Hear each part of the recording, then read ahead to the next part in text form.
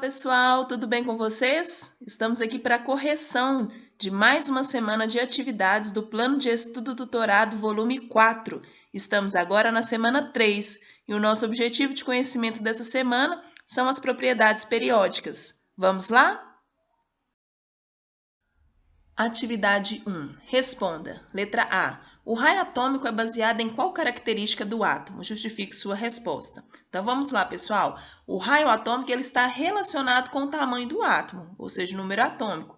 Quanto maior a quantidade de elétrons desse átomo, maior vai ser o raio atômico, ok? Na letra B diz assim, de modo geral, como varia o raio atômico na tabela periódica? Então, nós temos aqui essa tabela periódica nos mostrando os sentidos do aumento do raio atômico, tanto nas famílias, que são esses grupos verticais, né? Onde nós temos o crescimento de cima para baixo, como indica a seta, ou seja, quanto maior o número atômico, maior vai ser o raio atômico também. E temos também o sentido de aumento em relação aos períodos. E agora aqui temos o inverso, né? O crescimento é da esquerda para a direita, isto é, quanto maior o número atômico, menor vai ser o raio atômico, ok? Atividade 2. Responda. Letra A. Qual a principal diferença entre os termos afinidade eletrônica e energia de ionização? Bom, pessoal, para nós diferenciarmos esses termos, vamos aqui defini-los. A afinidade eletrônica ou eletroafinidade, né, é a energia liberada no momento em que um átomo isolado, ou seja, no estado gasoso, recebe um elétron, ok? Agora, a energia de ionização, ou nós chamamos também de potencial de ionização, é a energia mínima necessária para arrancar, né, ou remover um elétron de um átomo isolado no estado gasoso, ou seja, no seu estado fundamental. Então, repare o seguinte, na afinidade eletrônica, nós temos aí essa expressão energia liberada, né? Há uma liberação de energia. Então, aqui nós temos um processo exotérmico. Já na energia de ionização, nós temos aqui, olha, é a energia mínima necessária para remover um elétron, né, de um átomo isolado que esteja no seu estado fundamental, ou seja, é preciso a absorção de energia. Então, aqui nós temos um processo endotérmico. Então, aqui nós temos a principal diferença entre esses termos, afinidade eletrônica, onde nós temos um processo exotérmico, e energia de ionização, onde nós teremos absorção de energia e, consequentemente, um processo endotérmico. Letra B. De modo geral, como essas propriedades variam na tabela periódica? Bom, pessoal, então vamos analisar esse esquema aqui em relação à afinidade eletrônica. Olha, à medida em que aumenta o tamanho relativo do átomo, aumenta também a facilidade para a remoção de um elétron de valência, ou seja, do elétron da última camada eletrônica desse elemento, ok? Lembrando aí também que está citando, né? Quanto menor é o raio, maior é a afinidade eletrônica. Então, nós temos aí as setas que indicam o crescimento. Agora, em relação à energia de ionização, nós temos aí a tendência, né, do aumento da energia de ionização ao longo do período, ou seja, da esquerda para a direita, como mostra a seta, e em relação ao grupo, nós temos o aumento de baixo para cima, ok?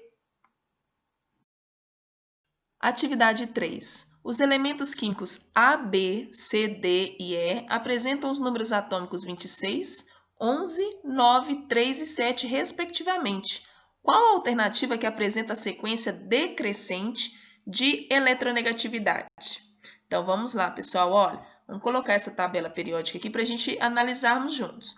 Vamos aqui agora lembrarmos, né, o sentido crescente da eletronegatividade na tabela periódica. Então, nós temos aí o crescimento da eletronegatividade da esquerda para a direita, no sentido, considerando os períodos da tabela periódica, que são as linhas horizontais.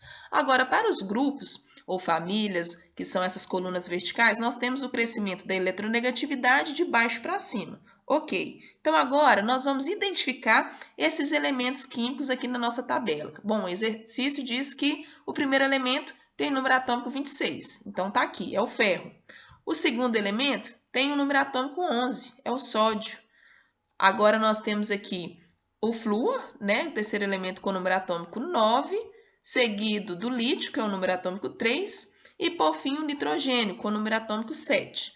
Então, nós vamos ver aí, olha, a ordem decrescente. Então, considerando essas setas em azul, que que é o sentido de crescimento da eletronegatividade dos elementos químicos, nós vemos, né, que o elemento mais eletronegativo da tabela periódica, inclusive citado no nosso exercício, é o flúor, ok? Lembrando que essas propriedades não se aplicam à coluna 18, ou 0, ou 8, que é a coluna dos gases nobres, ok? Então, vamos lá, olha. Aqui está o flúor, nosso elemento mais eletronegativo, né? Como vai ser uma ordem decrescente, nós vamos iniciar, então, pelo maior, ou seja, por aquele que tem eletronegatividade maior, no caso, o flúor. Então, nós podemos descartar aqui a alternativa A, a alternativa B e a alternativa E, ficando aqui entre a alternativa C e D. Vamos continuar analisando aqui, olha. O segundo mais eletronegativo vai ser o nitrogênio, ok? Que é aquele que tem um número atômico igual a 7. Portanto, nós vamos ter aqui como a nossa resposta correta, né? Nós já conseguimos identificar a letra D, né? A ordem aí decrescente de eletronegatividade será 9, 7, 26, 3 e 11. Atividade número 4. Sejam os seguintes átomos neutros representados pelos símbolos hipotéticos X, Y, Z e T e suas respectivas configurações eletrônicas. Então, aqui nós temos a distribuição de elétrons de cada átomo hipotético. O que apresenta maior energia de ionização é... Bom, pessoal, primeira coisa aqui, vamos colocar a tabela periódica para nós analisarmos juntos. Vamos lembrar aqui o sentido de crescimento dessa energia de ionização, né? Lembrando que a energia de ionização, então, ela cresce conforme as setas indicadas na tabela da esquerda para a direita em relação aos períodos e em relação aos grupos de baixo para cima, ok? Então, vamos aqui, olha, analisar, pessoal. O primeiro elemento hipotético aí é o X. Está dizendo aqui, olha, segundo a distribuição eletrônica, que ele tem 2 elétrons, né? Então, na tabela periódica, nós temos ele aqui. Se refere, né? Esse elemento X é o gás hélio, ok? Com 2 elétrons. Vamos para aqui o átomo hipotético Z. Olha, nós temos aí na última camada desse átomo 8 elétrons, ou seja, está lá na coluna 8, também trata-se de um gás nobre. Se nós somarmos todos os elétrons, nós teremos 2 mais 2, 4, mais 6, 10, mais 2, 12, mais 6, 18. Portanto, trata-se do argônio. Seguindo aqui, para o átomo hipotético Y. Temos o total de 4 elétrons, ok? Distribuição de 4 elétrons, sendo que na última camada esse elemento vai ter 2 elétrons. Então, ele está aqui na coluna 2 e o número atômico dele é 4, é o berilo. E, por fim, o átomo hipotético T, né? Ele está na coluna 2 também, porque ele tem 2 elétrons na última camada. E, ao total, aqui nós contamos 2 mais 2, 4, mais 6, 10, mais 2, 12, mais 6, 18, mais 2, 20. Portanto, trata-se do cálcio, ok? Então, olha só, o que apresenta maior energia de ionização vai ser aquele que está mais à nossa direita à tabela e o mais superior possível à tabela. Portanto, o gás hélio. Ele é o elemento hipotético X, ok? Portanto, nós vamos marcar a letra D. Atividade 5. Do leite ao peixe, os minerais estão presentes em todos os alimentos. São fundamentais para o corpo humano, atuando como poderosos coadjuvantes da saúde física e psíquica, ao manter bem ajustado um sem número de funções. Pela sua importância, são classificados microminerais, que é o cálcio, ferro e potássio, microminerais, antioxidantes, que é o cobre, o manganês, o zinco e o selênio, microminerais dos recursos hídricos, que é o potássio e o sódio. É correto afirmar que, letra A, sódio, cobre, zinco e selênio pertencem ao mesmo período da classificação periódica. Bom, então vamos aqui olhar se realmente essa afirmativa está correta. Então, olha só, pessoal, vamos aqui identificar cada elemento químico citado na letra A na nossa tabela. Então, nós temos aqui o sódio, o cobre, o zinco e o selênio, ok? Então, olha só, essa alternativa ela é falsa, porque o sódio pertence ao período 3, ou seja, ao terceiro período da tabela periódica, ao passo que o cobre, zinco e o selênio pertencem ao quarto período. Então, eles não são do mesmo período. Definitivamente, a alternativa está falsa. Letra B. O ferro possui em seu estado fundamental o subnível D incompleto. Então, vamos fazer essa distribuição aqui dos 26 elétrons do ferro, porque o exercício já diz que está no estado fundamental, né? Então, são 26 elétrons a serem distribuídos.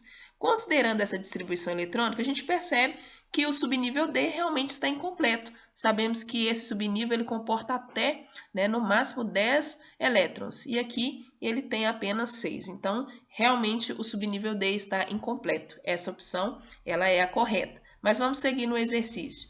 Manganês, cálcio e potássio são metais alcalino-terrosos e, portanto, apresentam as mesmas propriedades químicas. Bom, então vamos analisar aqui, pessoal. Para que sejam metais alcalinos terrosos, todos esses 3 elementos químicos citados devem estar na coluna 2A. E a gente nota que apenas o cálcio e o manganês estão na coluna 2A. O potássio pertence à família dos metais alcalinos, ao grupo dos metais alcalinos, isso mesmo, dos metais alcalinos, que é a coluna 1A. Ok? Portanto, essa afirmativa ela é falsa. O potássio é um metal alcalino. Vamos aqui, letra D. Com relação à afinidade eletrônica, a ordem correta é fósforo, né, maior que selênio, maior que o sódio e maior que o cobre. Olha, na verdade, vamos lá identificá-los. Olha, o fósforo está aqui na coluna 15. Aí nós temos o selênio, temos aqui o sódio e temos, por fim, aqui o cobre. Então, a ordem de afinidade eletrônica sempre, né, nós já vimos aqui, é da esquerda para a direita em relação aos períodos e de baixo para cima em relação às famílias ou grupos, ok? Então, aqui essa afirmativa é falsa. A ordem correta é o fósforo, maior que o sódio, maior que o selênio, que é maior que o cobre. Portanto, letra B de bola nós vamos marcar como opção correta. Então é isso, pessoal. Essa foi mais uma semana de correção das nossas atividades. Um forte abraço e até a próxima!